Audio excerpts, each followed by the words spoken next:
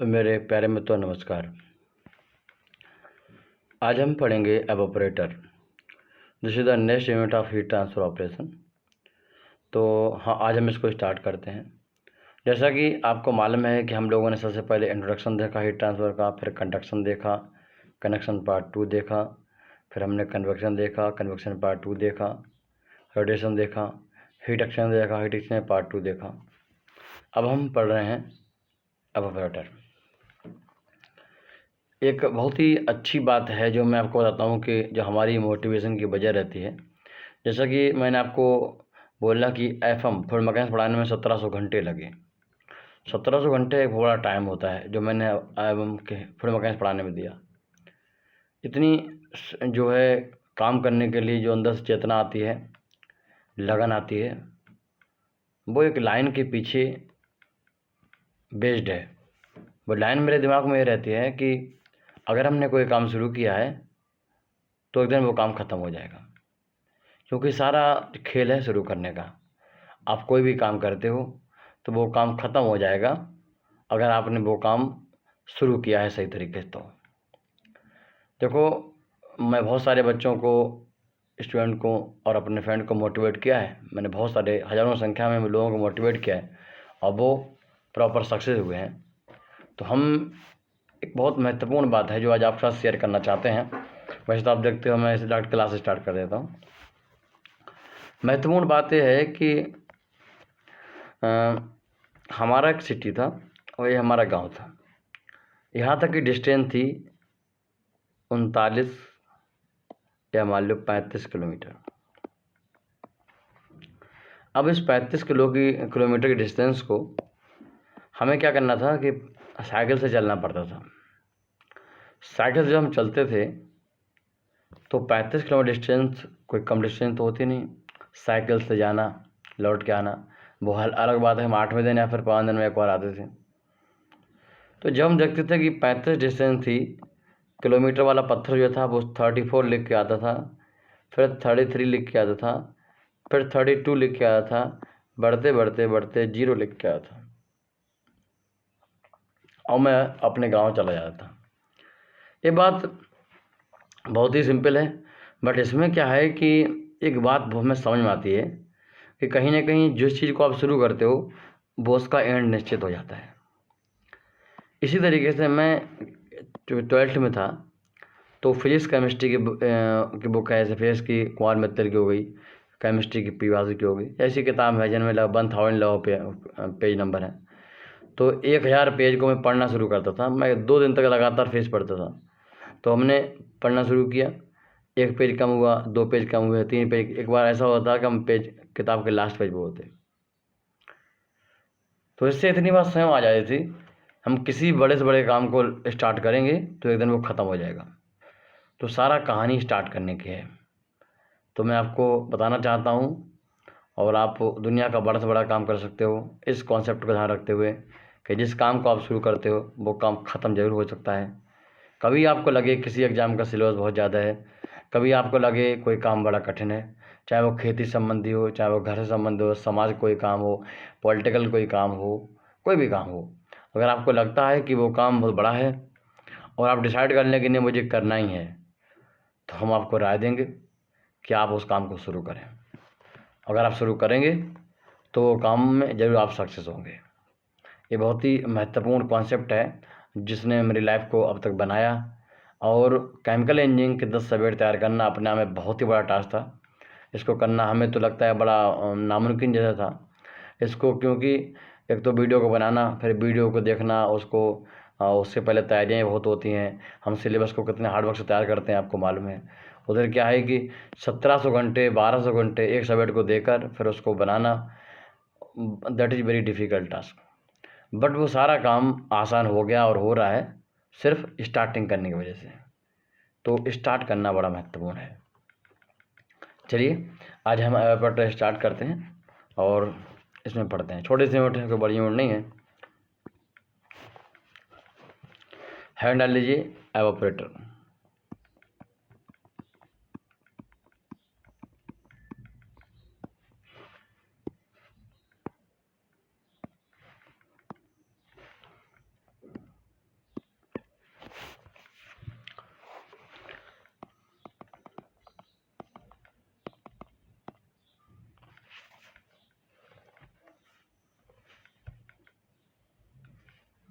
Evaporation और vaporisation में difference जो है वो आप लोगों ने पढ़ लिया है। जब हम बात करते हैं एफएम की, वहाँ मैंने पढ़ा है आपको। तो जो वेपराइजेशन होता है और एवापोरेशन होता है, इनमें बेसिक डिफरेंस क्या है वो आप हमें बताइएगा। हमने कई सब्जेक्ट में इसको कवर कर रखा है। एवापोरेशन हम क्यों करते हैं या फिर वेपराइजेशन हम क्यों करते हैं? तो जो एवापोरेशन है उसके बारे में लिखिएगा कि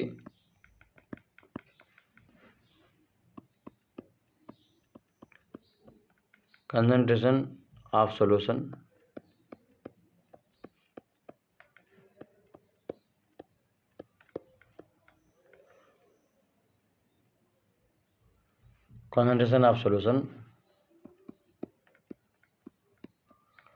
थ्रू वेपराइजेशन, ठीक, थ्रू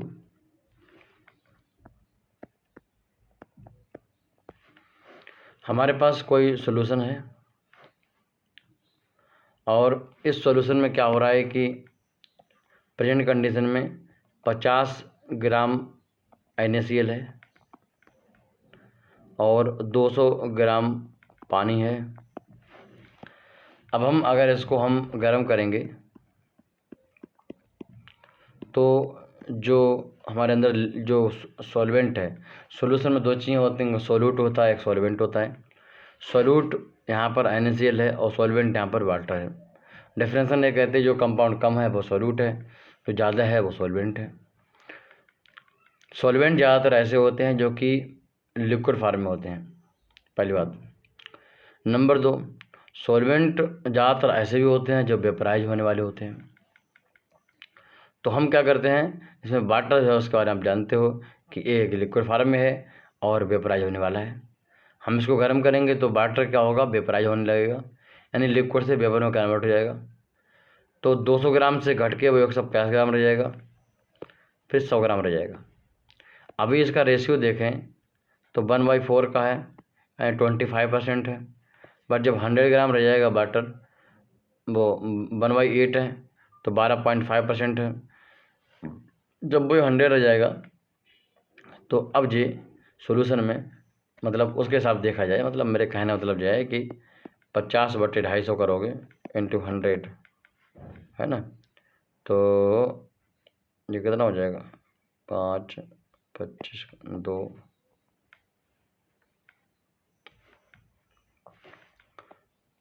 50 कितने में, 250 में, ठीक है। तो 1/5 यानी 20% है अभी। अब इस समय कितना होगा, 50/150 यानी 33.33% हो जाएगा। तो 20% से 33.33% हो गया, यानी बढ़ गया ना। तो किसी भी सॉल्यूशन का कंसंट्रेशन बढ़ा रहे हैं तो कंसंट्रेशन बढ़ाने को हम क्या बोलते हैं, एवापोरेशन बोलते हैं। एवापोरेशन क्यों किया जाता है, अगर मुझे किसी सॉल्यूशन का कंसंट्रेशन बढ़ाना है तो हम एवापोरेशन करते हैं, दिस इज द मीनिंग।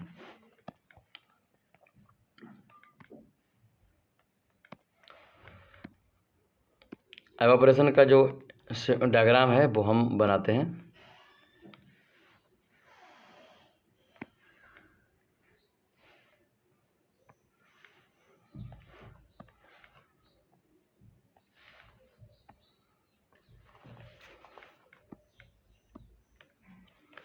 यहाँ से सॉल्यूट प्लस सॉल्वेंट, इसका मिक्सचर लेते हैं जिसे सॉल्यूशन कहते हैं, या जिसे हम फीड कहते हैं, वो इसमें जाता है। फीड जो होता है इसमें सॉल्यूट जो है वो ज़्यादातर नॉन वोलेटाइल होता है, मतलब उसको हम हीटअप करेंगे तो फिर वो वेपराइज नहीं होगा, जैसे कि NaCl, जैसे कि अदर चीज़ें, नॉन वोलेटाइल होता है।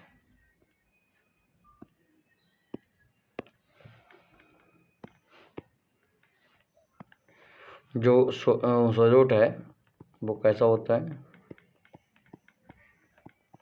नॉन वोलेटाइल होता है। और सॉल्वेंट कैसा होता है, वोलेटाइल होता है। मतलब अगर गर्म करेंगे तो सिर्फ सॉल्वेंट वेपराइज होगा, सॉलिड वेपराइज नहीं होगा। ठीक,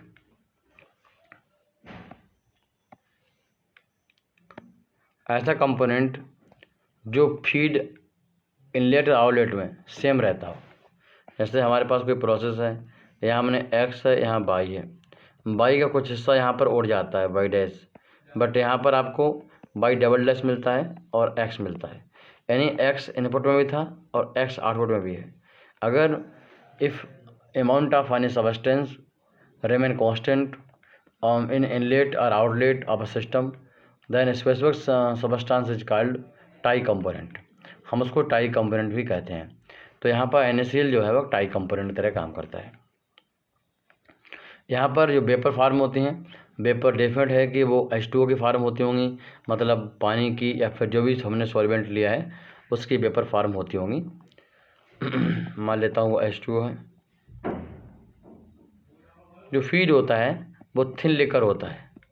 थिन लिकर का मतलब है कि इसमें सॉल्वेंट ज़्यादा हो और सॉलिड कम हो, तो पतला लिकर होता है। तो हम वेपर जाते हैं, वेपर जो है हम उनको, दिस इज द वेपर,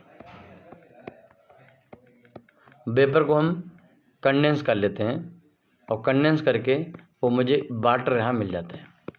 ध्यान रखिए, जो वेपर हैं वो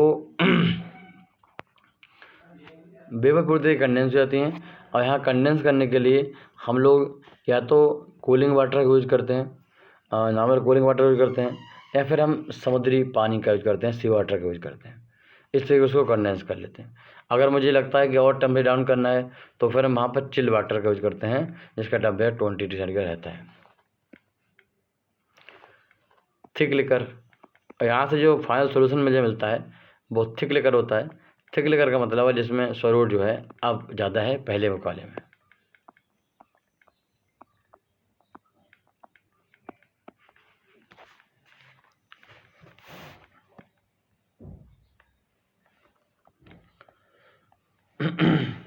ऐसा कहाँ कहाँ होता है, एग्जाम्पल लिख लीजिए।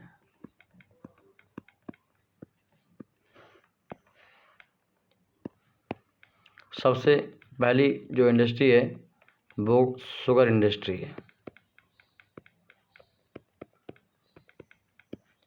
जैसे कि आपको मालूम है शुगर इंडस्ट्री हम लोग क्या करते हैं कि हमारे पास शुगर कैन होता है, उसको हम क्रशिंग कर लेते हैं। क्रशिंग करने के बाद उसको जो है हम उससे मिलिंग कर लेते हैं।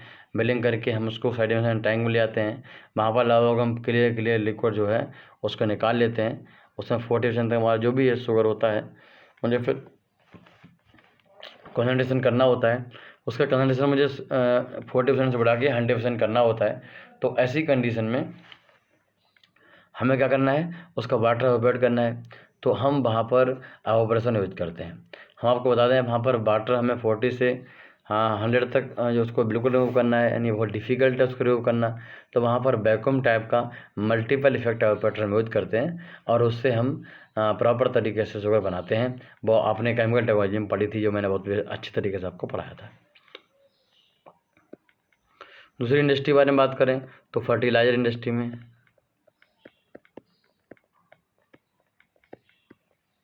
फर्टिलाइजर इंडस्ट्री में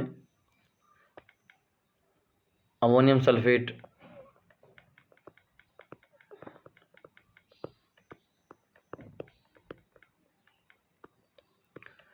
बनाते हैं तो वहाँ यूज करते हैं। इसके अलावा यूरिया बनाते हैं तो वहाँ यूज करते हैं। यूरिया में आप लोगों ने देखा होगा, यूरिया जब हम हमारे पास टावर होता है, कॉलम तो रिएक्टर होता है PFR टाइप का, उसमें जब हम CO2 और अमोनिया के रिएक्शन करवाते हैं, CO2 को हम गैसेस फार्म में और अमोनिया को लिक्विड फार्म में वहाँ पर यूज करते हैं।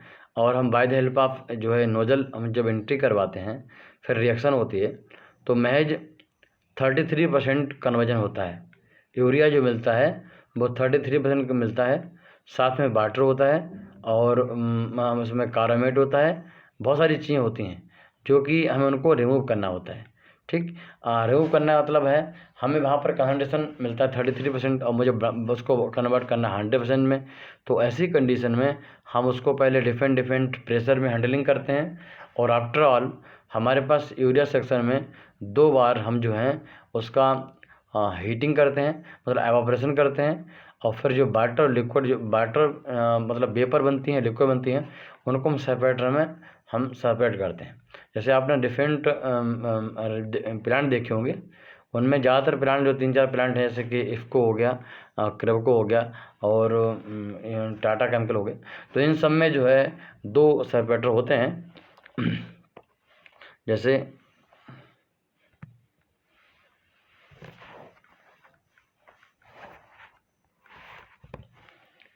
इस तरीके से हमारा सॉल्यूशन आता है जी, ऐसा रखा रहता है, इसमें ट्यूब्स पड़ी हैं जी, हीटअप होता है और हीटअप होने के बाद जो है निकलता है, यहाँ पर ऐसा सेपरेटर है, यहाँ पर जाता है इस तरीके से, और लिक्विड नीचे गिर जाता है और वेपर यहाँ जाती हैं, इनको वैक्यूम से हम खींच लेते हैं। इस तरीके से क्या है कि फिर यहाँ पर बनती हैं, इनको दोबारा से हम यहाँ पर हीटअप करते हैं, फिर वेपर फार्मेशन होती है, और फिर इनको हम क्या करते हैं कि फिर हम इनको ले जाते हैं एक सेपरेटर में, और फाइनली हमारा जो है तो सोल्यूशन बनकर तैयार हो जाता है। और ये अप्रॉक्स आपका 99.97% हमें मिल जाता है। तो दिस इज़ द प्रोसेस। दूसरी बात क्या है कि 3 एलोवेरा प्लांट यहाँ भी हम यूज करते हैं, और ऐसे बहुत सारे प्लांट जैसे कि सोडा ऐश प्लांट यहाँ पर हम यूज करते हैं। कई सोडा ऐश प्लांट ऐसे हैं जिनमें हम फॉलिंग फिल्म एवापोरेटर FFE हम इसका यूज करते हैं। This is the type of evaporator जो हम आगे पढ़ाएंगे आपको।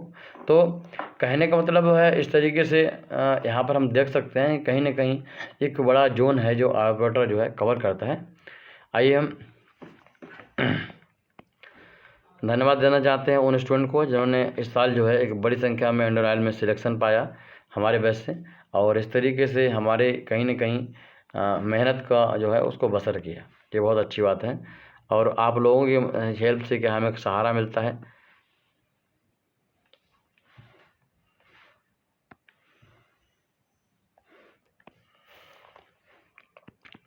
डिफरेंस लिखना है ड्राइंग में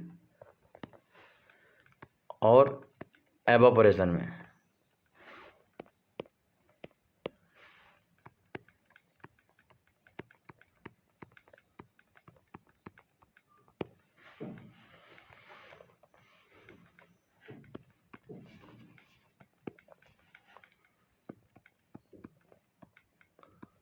ड्राइंग में क्या करते हैं, इन both solvent,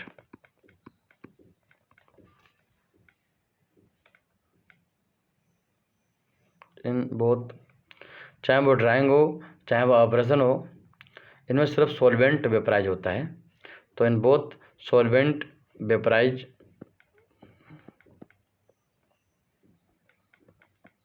वेपराइजेज in drawing,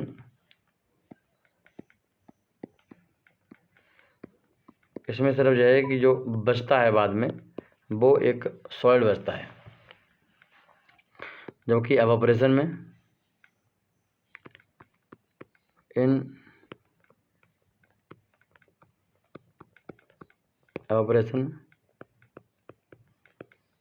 residue is thick liquor, जो ड्राइंग में भी सॉल्वेंट वेपराइज होता है और एवापोरेशन में भी होता है, पर ड्राइंग में सॉल्वेंट वेपराइज होता है कम मात्रा में। तो लिखो very low amount of water removed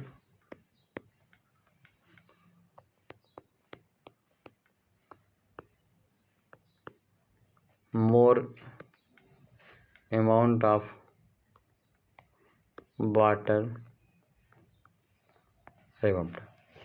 ठीक, तो ड्राइंग में जो है वाटर जो होता है, मीनिंग क्या है, यहाँ पर हमारा पर्पज जो होता है वो मटेरियल को ड्राई करना होता है और बहुत कम मात्रा में सॉल्वेंट को रिमूव करना होता है, जबकि यहाँ पर जो सॉल्वेंट रिमूव होता है बहुत बड़ी मात्रा में होता है ना। मान लो यहाँ पर 50 ग्राम होगा तो यहाँ पर 50 किलो होगा। तो दूसरी बात क्या है कि यहाँ पर ये बात आपको समझ में आ गई। दूसरा, यहाँ पर जो हमारा पर्पज़ है वो क्या है कि मटेरियल को ड्राई करना होता है और यहाँ पर मटेरियल को हमें कंसनट्रेशन करना बढ़ाना होता है। यहाँ पर सोल्यूशन का मुझे कंसनट्रेशन बढ़ाना होता है।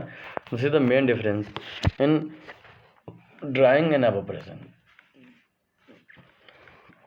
नेक्स्ट क्लास हम लोग डिस्टिलेशन और एवापोरेशन में डिफरेंस क्या है वो पढ़ेंगे और फिर प्रॉपर्टी ऑफ एवापोरेटिंग लिक्विड उनके बारे में पढ़ेंगे। ठीक, तो फिर मिलते हैं हम लोग नेक्स्ट क्लास में। अच्छा, जो लोग हमारी क्लास को यूट्यूब पर देख रहे हैं उन लोगों से हमारा कहना है कि वो क्लास के जो हमारा एप्लीकेशन है कैम का गुरु, उसको जाके डाउनलोड कर लें प्ले स्टोर से और हमारी क्लास को ज्वाइन करें। हमारा नंबर है 9897997874 एंड इस पर आप क्लास ज्वाइन कर सकते हो। हमारी क्लास आप ज्वाइन करोगे तो हम 4 से 5 मंथ में आपके लिए किसी भी एग्ज़ाम के रेडी कर देंगे। केमिकल इंजीनियरिंग के लिए आप ऐसा कोई क्वेश्चन नहीं है जो हमारे क्लास से ना आता हो एग्ज़ाम में। जब आप पढ़ोगे तो जानोगे। कुछ स्टूडेंट ऐसे हैं कि जो न मुझसे पढ़े नहीं ना उनको जानते हैं, फिर वो क्या सर ऐसी बात नहीं है। तो जब आप भैया मुझसे पढ़ोगे नहीं, अभी देखो हमारी यूट्यूब पर जो क्लासेस थी वो भी काफ़ी हट गई हैं। प्रॉपर तो ये क्लास चल रही हैं एप्लीकेशन पे, तो आप उनको ज्वाइन करिए, बहुत ही कम फीस में है। आप एक बार सारे सब्जेक्ट ज्वाइन नहीं कर सकते तो आप एक करके ज्वाइन करिए।